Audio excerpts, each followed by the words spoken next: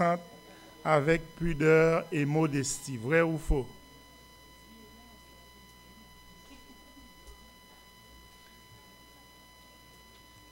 Terminé, merci. Je demande aux huissiers de passer à travers les bancs pour recueillir les examens. Merci et bonne soirée.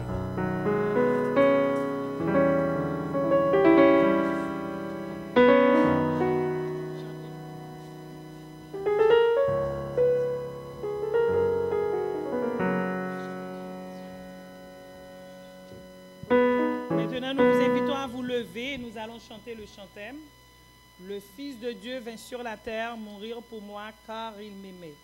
Debout, s'il vous plaît.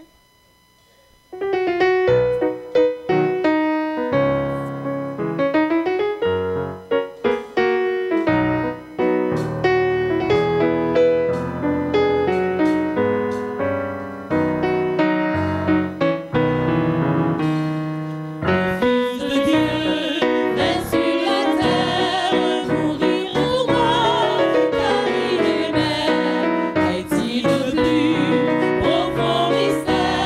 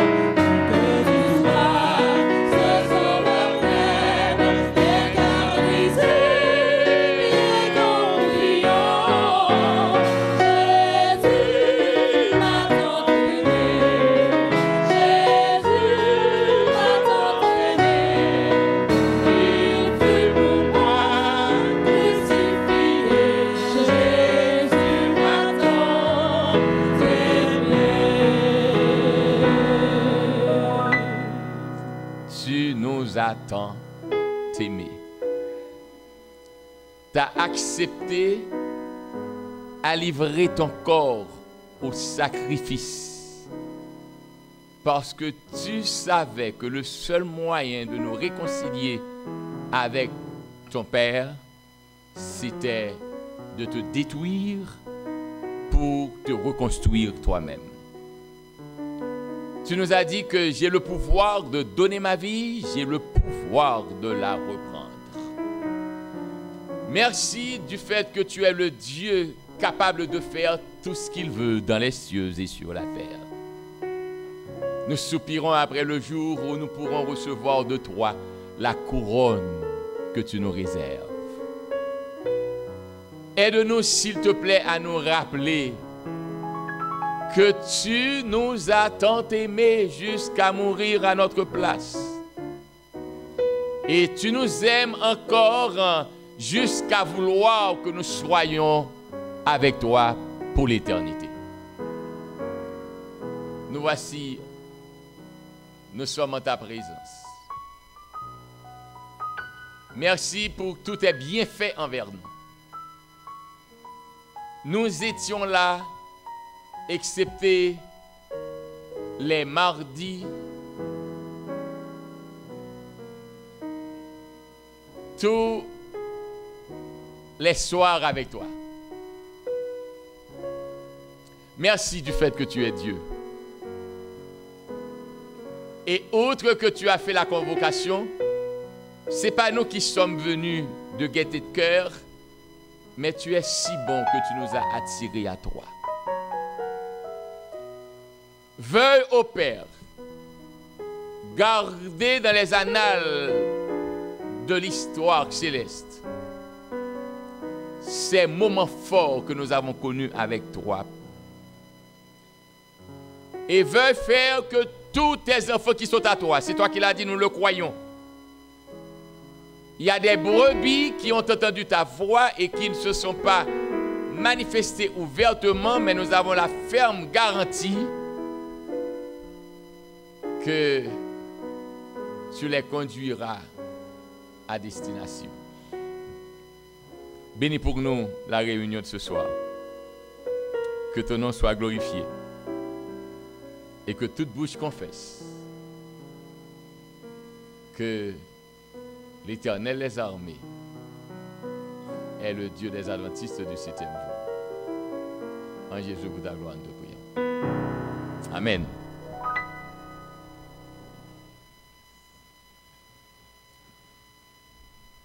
Nous sommes très flattés d'être en compagnie de Pasteur Théodore. Bienvenue, Pasteur. Ça fait plaisir de t'accueillir. Merci d'avoir pensé à venir passer du temps d'adoration avec nous.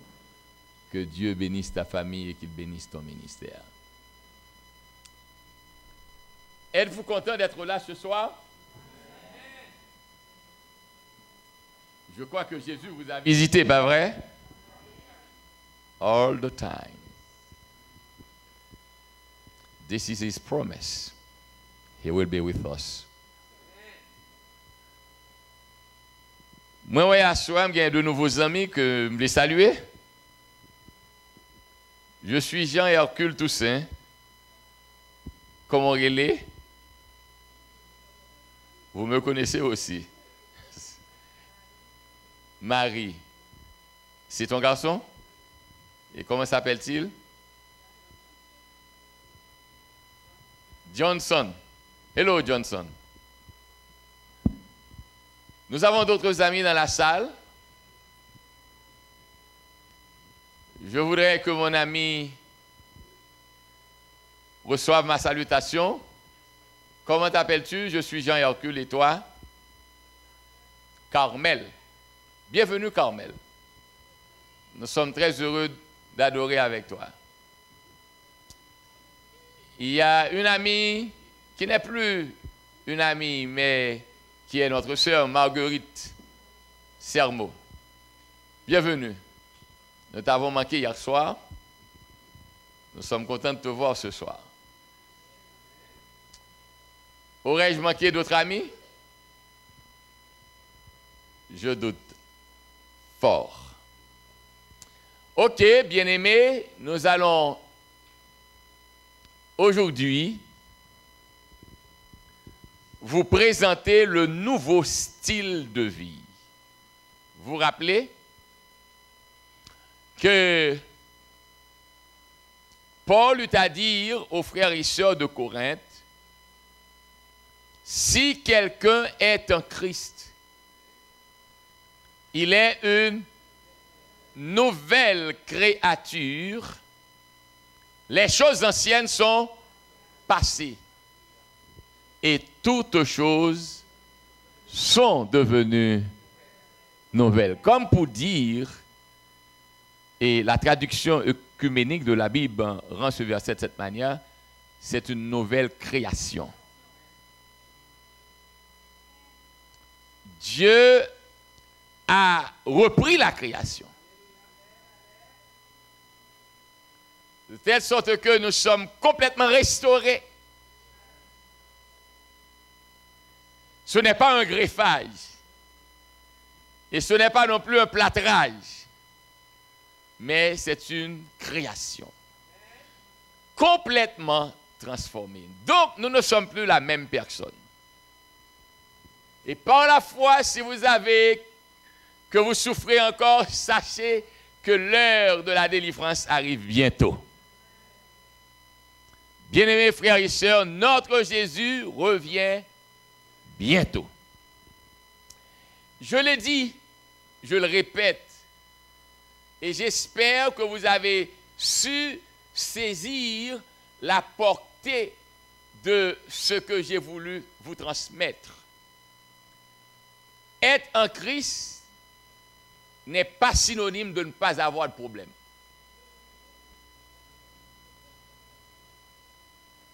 Je le regrette. J'aurais aimé être de la catégorie de ceux qui vous laissent croire que dès que vous êtes en Jésus, tous vos ennemis sont éliminés. Je le regrette.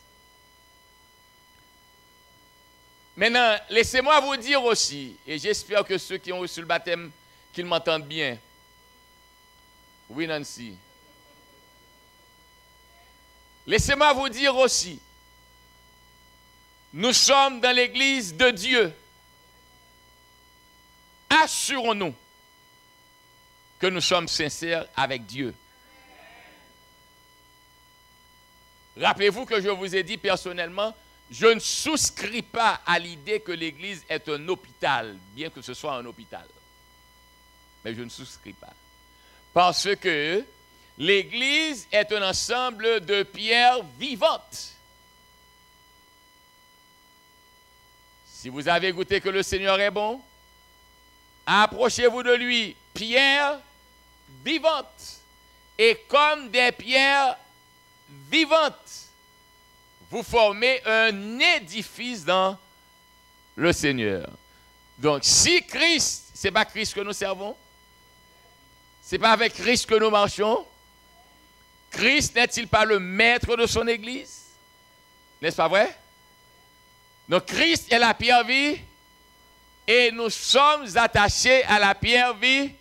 Donc, chaque fois que nous touchons Christ, nous devenons une pierre vivante. Et même si d'autres pierres se joignent à nous automatiquement, même s'ils n'arrivent pas, bien que tous nous devons toucher Christ, mais même s'ils n'arrivent pas, puisque nous sommes attachés à la pierre vivante, eux aussi qui deviennent pierres vivantes. Écoutez, leçon numéro 3. N'abandonnez jamais votre église.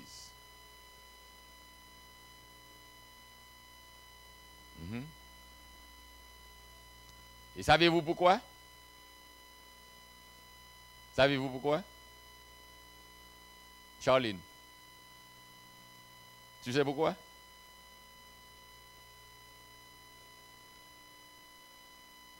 Dans la vie, on ne fait que changer de problème.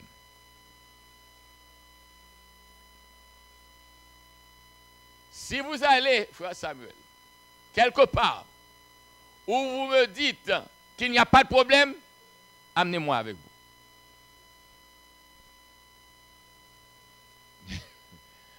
Non, tu ne m'amènes pas, je vais avec toi. Ça, c'est la grâce que le Seigneur nous fait. Nous allons tous ensemble, bah ouais? Et au nom du Seigneur Jésus, nous devons être tous ensemble. C'est pourquoi, bien-aimés frères et sœurs, quand nous avons nos frères qui titubent, quand les turbulences de la vie les saccadent, ne les poussez pas pour qu'ils soient renversés, mais mettez-vous à leur côté et résistez avec eux, parce que nous devons être au ciel avec eux. Donc, 1, 2, 3, on ne fait que changer de problème. Mais 4, nous avons toujours un témoignage parce qu'à chaque problème, il y a une solution. L'ange de l'Éternel campe autour de ceux qui le craignent, il les arrache au danger, mais il n'y a pas dit qu'ils n'auront pas de danger.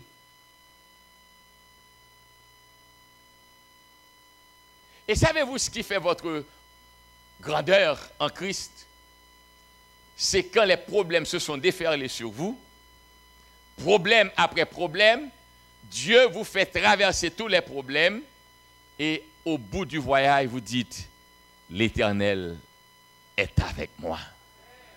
Je le connais. Il est à moi. Même si vous doutez de son existence, moi, je ne peux pas me permettre de douter parce que je le connais. Je suis la référence sûre de sa toute-puissance. Alors, cette phrase que je vais prononcer, je vais le dire pour quelqu'un, je ne sais pour qui, mais elle est venue à moi et je le dis. Écoutez, je ne sais pas qui d'entre vous souffre maintenant. Ah bon? La réponse est à tout le monde. La réalité est que celui qui a le pouvoir sur toute chose a fixé un temps pour vous délivrer.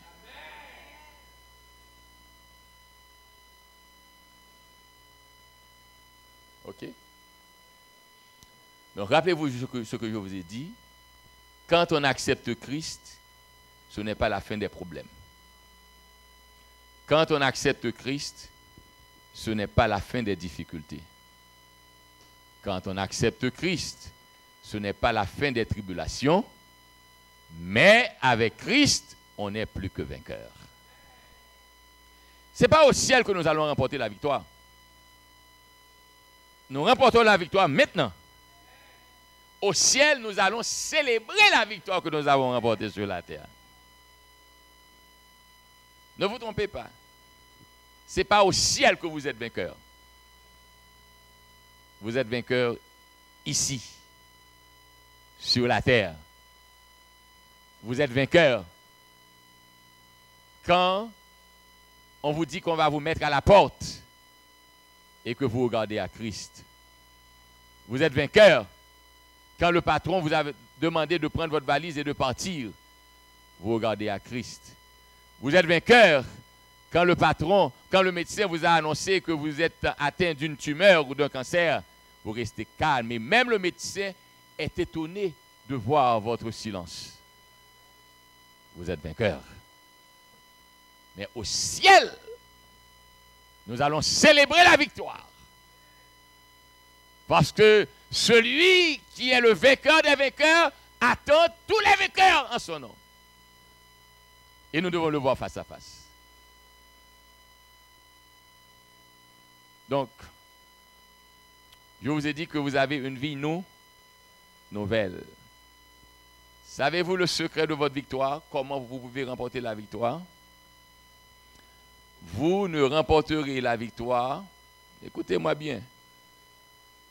Je sais que tout le temps, vous êtes sur WhatsApp, hein, vous êtes sur Facebook, Kabook, je ne sais pas.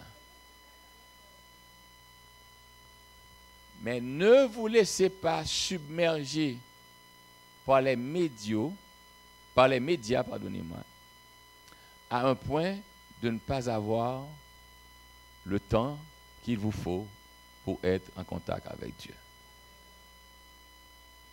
Mes amis, la nouvelle créature que vous devenez commence ici.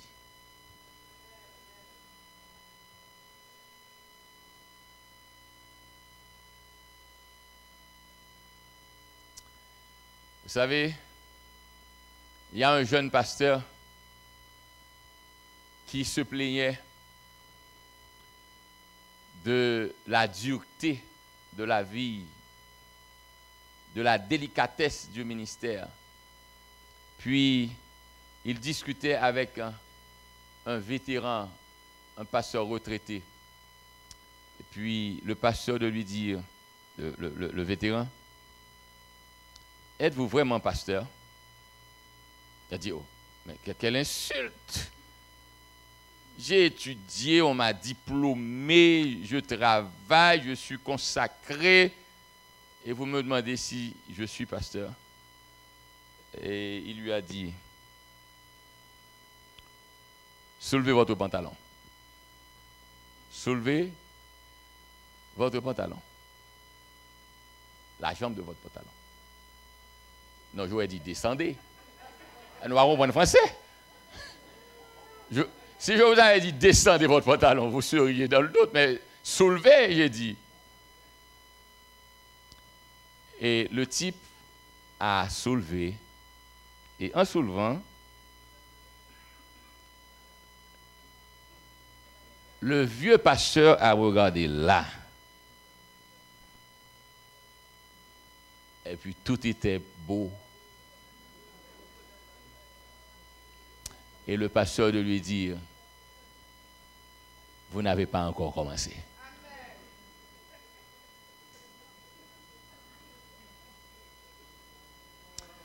Chrétiens, si vous voyez qu'il n'y a pas de coude à ce niveau, vous n'avez pas encore commencé.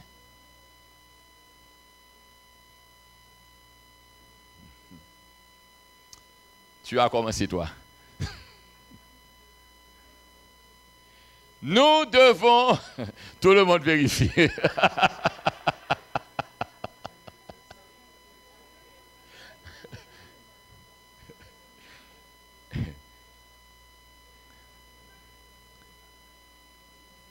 Mais bien aimés, nous avons un persécuteur qui nous guette tous les jours.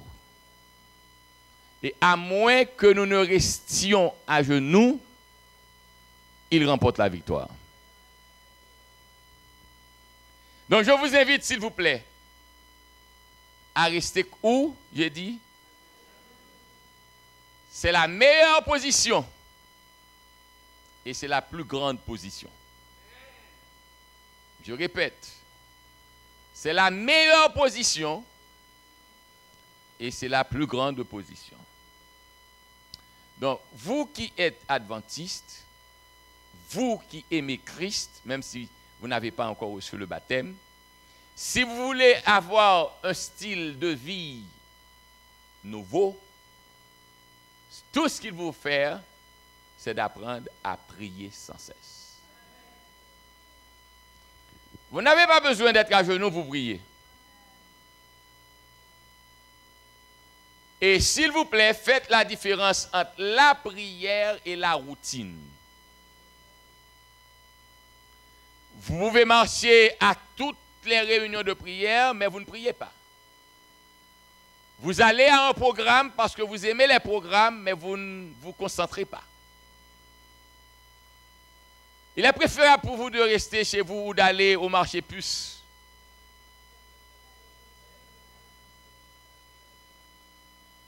Que d'aller à un programme juste pour dire qu'on a été en prière. Que voulez-vous dire, Jean Hercule? Vous ne pouvez prier Dieu que dans la mesure où vous êtes disposé à libérer vos ennemis.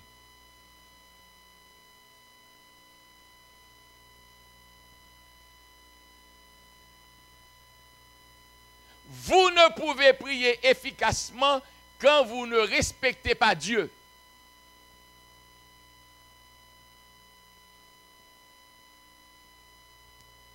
Laissez-moi vous dire, l'Éternel n'a pas de surnom. Il nous faut avoir du respect pour Dieu. Même s'il est bon pour vous, l'Éternel est l'Éternel. L'Éternel n'est pas Nénel.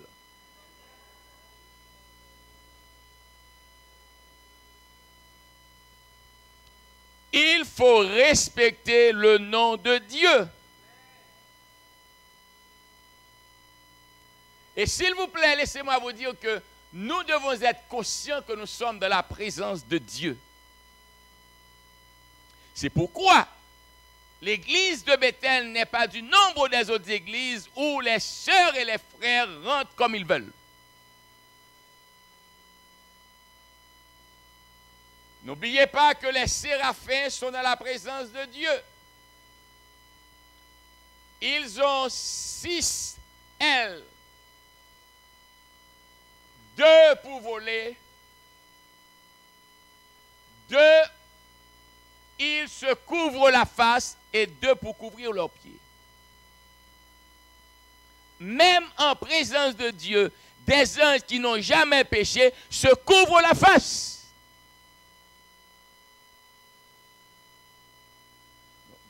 Vous-même, vous êtes si civilisés que vous venez à l'église et tous vos saints sont dehors. Vous venez à l'église et votre pantalon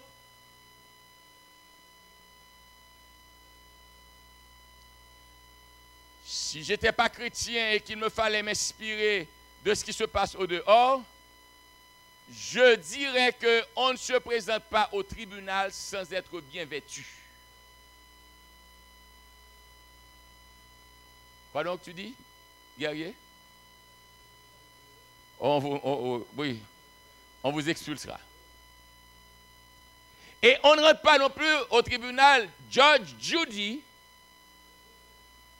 a mis un homme en prison parce qu'il a osé mâcher de la gomme en sa présence. Vous n'êtes pas un cabri.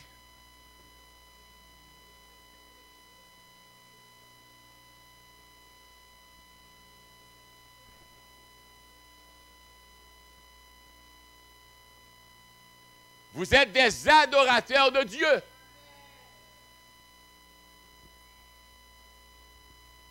Nous devons, je suis sérieux dans ce que je vous dis. Vous allez dire, mais cher Hercule, pourquoi ça? Ce sont des détails. Oui, ce sont des détails. Et ce sont les détails qui tuent.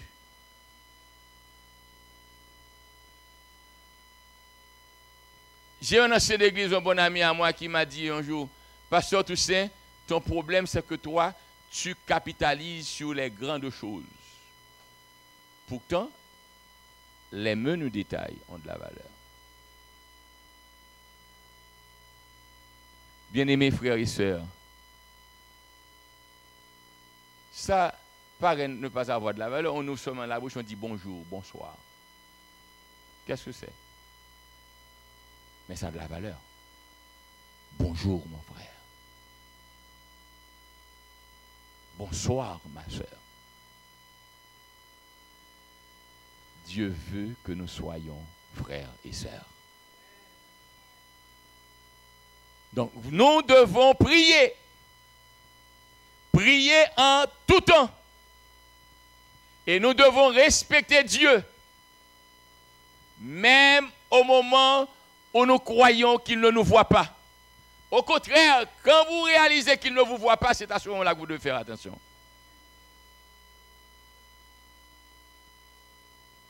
Ensuite, il vous faut lire les écrits de l'esprit de prophétie. Laissez-moi vous dire, Satan est très fort. L'église adventiste du 7e jour est une église missionnaire. Dieu nous a appelés à partir de l'étude de la prophétie. Et cette église devait vivre à partir de l'étude de la prophétie. Il n'y a au monde aucune église qui soit bénie comme cette église, car il n'y a pas au monde une église qui a reçu le don de prophétie autant que cette église. Malheureusement, au lieu de dévorer les écrits de l'esprit de prophétie, vous questionnez l'authenticité de celle que Dieu nous a donnée pour éclairer l'Église.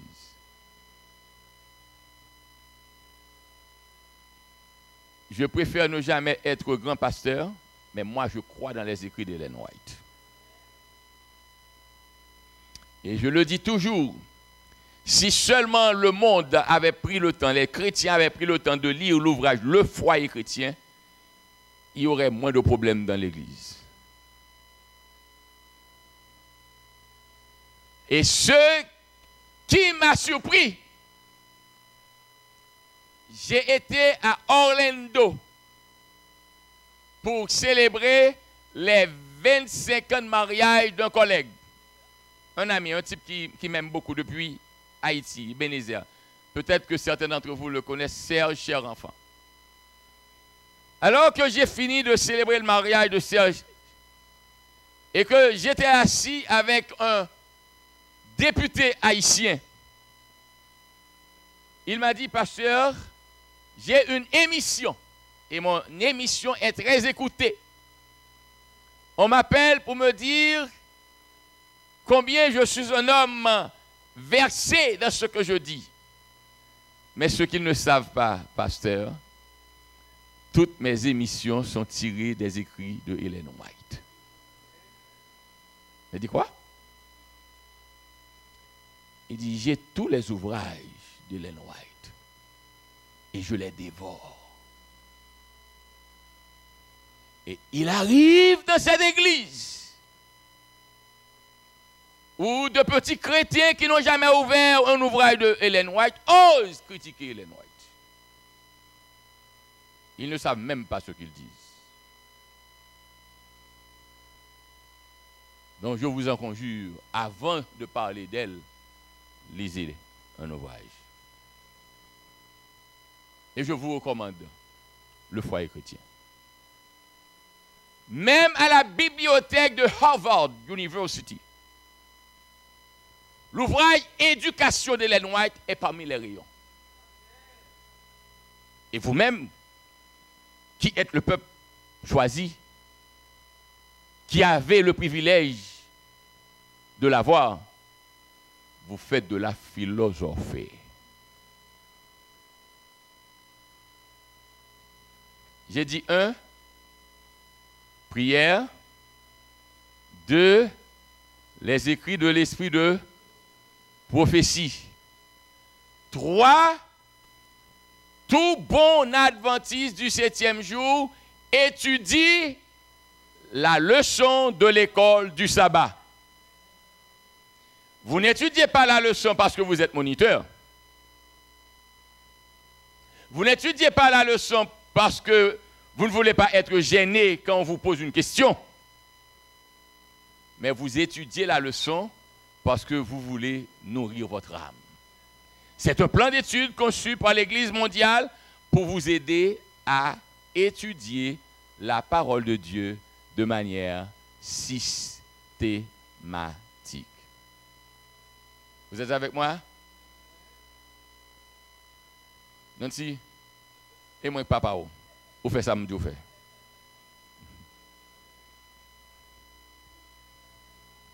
Un, la prière. 2, l'esprit de prophétie. 3, l'école du sabbat. 4, votre hymne et louange. Apprenez à chanter les chants.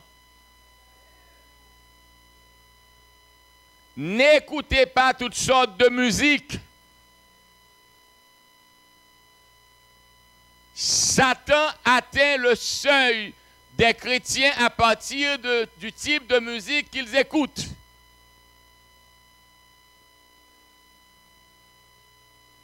Vous êtes avec moi? Ça me fait 4? 4? 5. Sachez que votre vie doit être une vie de louange à Dieu. D'ailleurs, vous n'existez pas sans lui. Qu'avons-nous que nous n'ayons reçu de lui?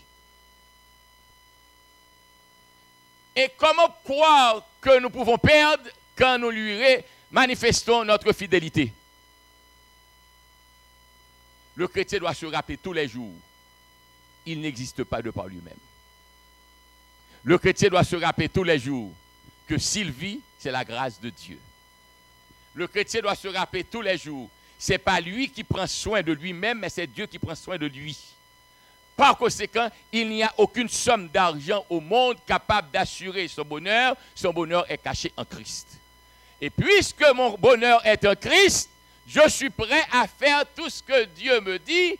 Dieu doit avoir la priorité dans ma vie à tous les niveaux, dans ma conversation, dans ma vie conjugale, dans mes relations avec les frères et sœurs et dans mon adoration. Je ne permettrai pas à un ami dont la langue est sale de m'entretenir parce que ma langue appartient à Dieu. Je ne peux pas débiter des sottises.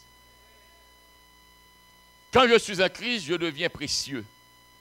Si autrefois je n'avais pas une vision, maintenant j'ai de la vision parce que je cesse de marcher par la vue pour marcher par la foi. Et c'est quoi la foi? La foi est une démonstration des choses qu'on espère. Non, la foi est une assurance des choses qu'on espère et une démonstration de celles qu'on ne voit pas. Qu'est-ce que cela veut dire, Jean Hercule? Jean Hercule répondra, cela veut dire, quand l'auteur de l'Épître aux Hébreux s'est exprimé ainsi, que je ne marche plus par ce que je vois, mais je marche avec la détermination de voir ce que d'autres ne peuvent pas voir, puisque Christ m'alimente.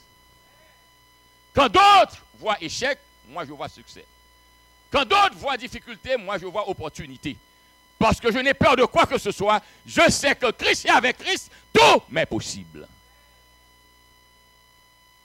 Je cesse de pleurnicher. Je cesse de dire que la vie ne veut pas de moi. Je n'ai rien à faire avec la vie. Jésus a voulu déjà de moi. Donc si Jésus veut de moi, qu'est-ce que la vie doit faire? Si ce n'est que dire, mon commandant,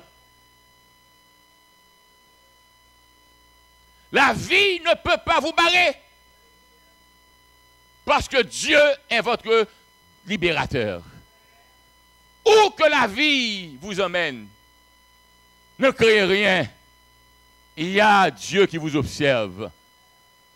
Et réjouissez-vous du fait que vous avez le roi des rois et le Seigneur des seigneurs comme votre protecteur. Donc par conséquent, s'il vous plaît, retournez les dîmes.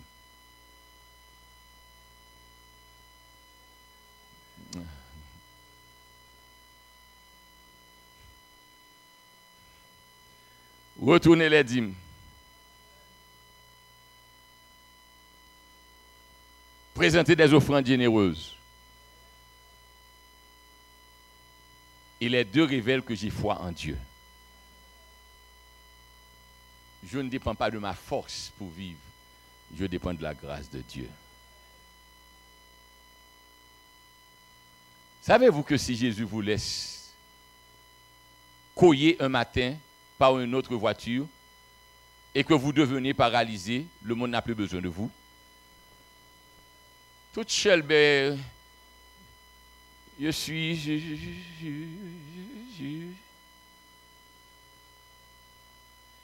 Ce n'est que la grâce de Dieu.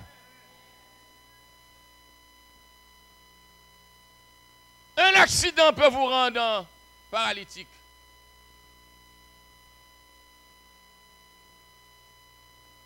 Mais Dieu, savez-vous combien de fois les anges sont descendus pour vous épargner d'un accident?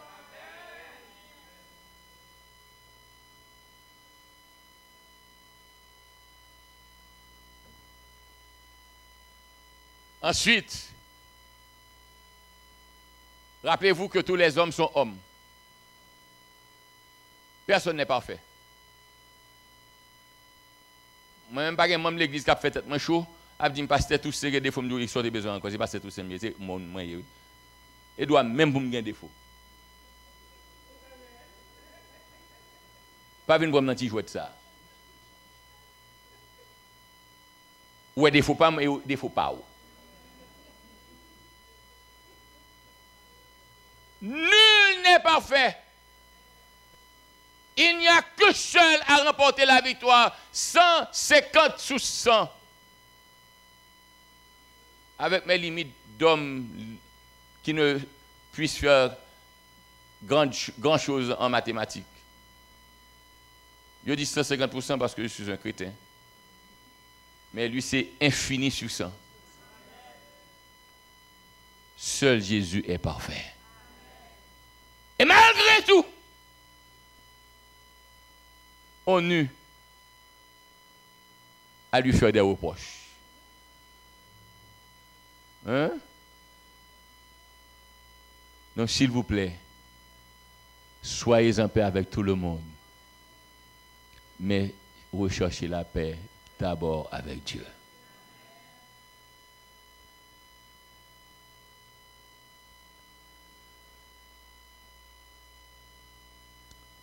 Je sais que certains d'entre vous vont être surpris.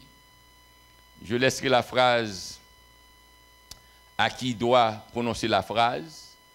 J'espère que je vous ai donné le résumé de votre vie. Recherchez la paix avec tous. Recherchez la paix Et sans vouloir ignorer des gens, certaines personnes, pour être en paix avec elles, c'est de les ignorer.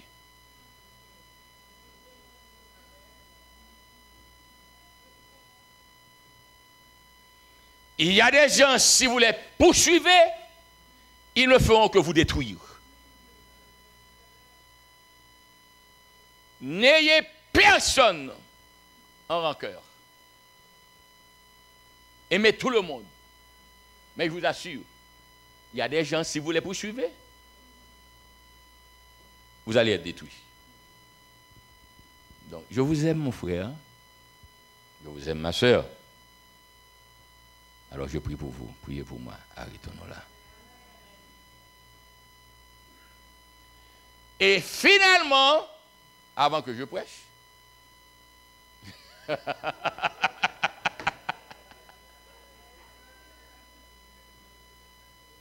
nous connaissons nous d'avoir saisi, nous connaissons nous.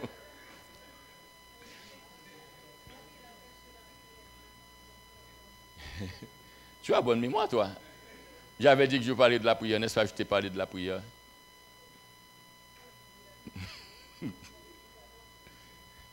Finalement, êtes-vous avec moi?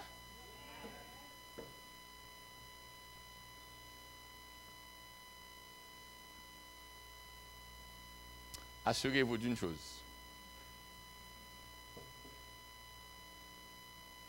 La vie ne vous dit pas toujours ce qu'elle va enfanter.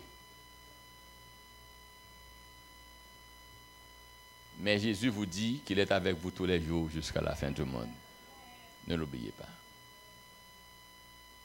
Alors la phrase que je disais, je ne suis pas placé de dire, mais d'autres mieux que moi vont venir pour le dire, ce va être en 10 minutes mon dernier message. Et écoutez mon dernier message. Actes chapitre 12.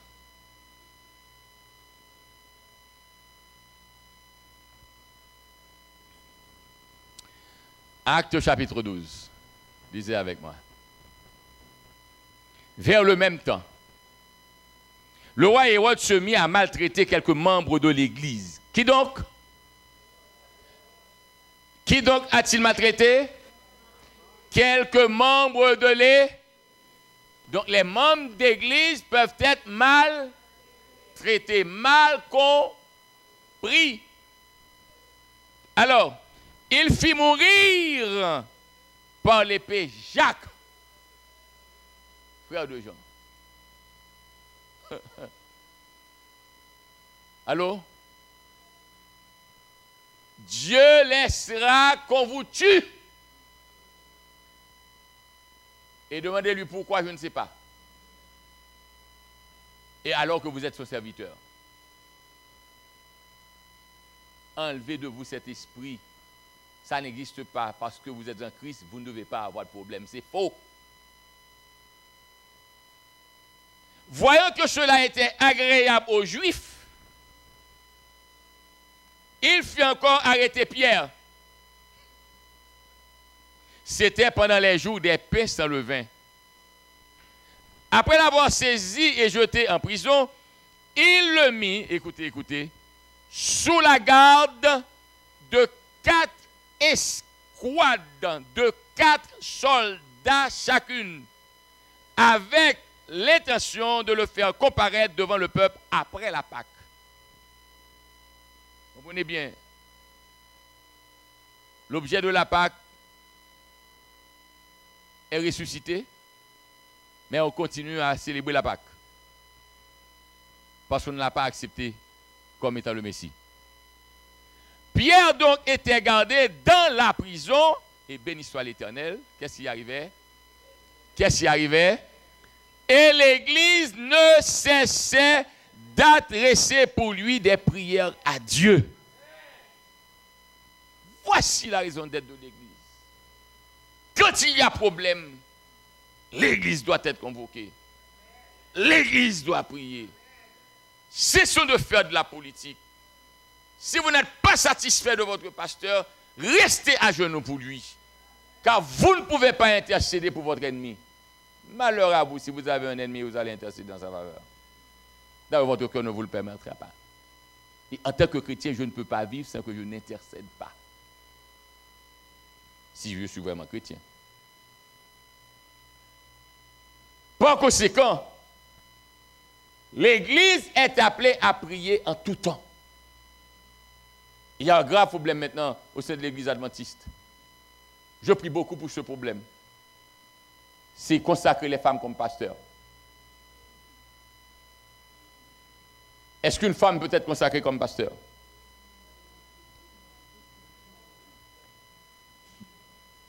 L'Église mondiale s'est réunie et l'Église mondiale a dit non, nous n'acceptons pas cela.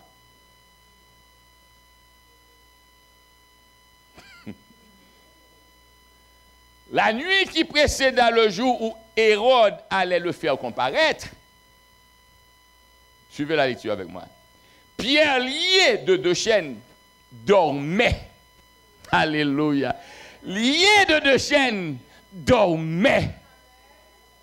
Quand le chrétien connaît Jésus, les problèmes ne sont pas problèmes pour lui. Celui qui marche avec Jésus ne devrait pas permettre aux problèmes de le stresser à un point où on ne peut pas vivre. Il dormait, chaîne aux pieds,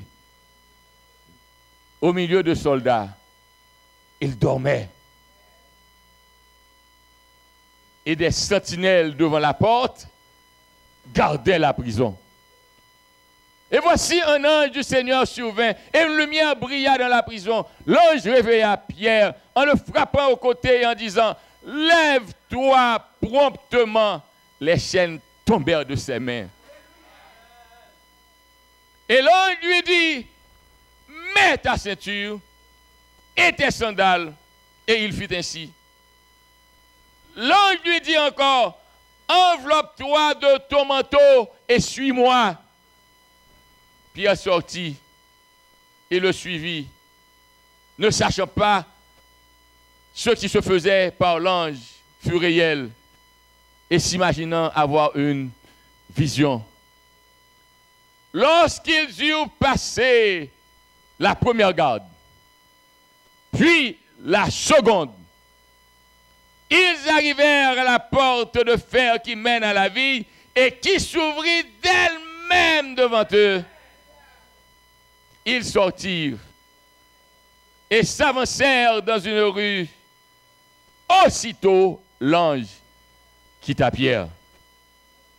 Revenu à lui-même, Pierre dit, « Je vois maintenant d'une manière certaine que le Seigneur a envoyé son ange et qu'il m'a délivré de la main d'Hérode et de tout ce que le peuple juif attendait. » Après avoir réfléchi, il se dirigea vers la maison de Marie, mère de Jean surnommé Marc, où beaucoup de personnes étaient réunies et priaient. Il frappa à la porte du vestibule et une servante nommée Rhode s'approcha pour écouter. Elle reconnut la voix de Pierre. Et dans sa joie, au lieu d'ouvrir, elle courut annoncer que Pierre était devant la porte. Il lui dit, « Tu es folle !» Mais elle affirma que la chose était ainsi.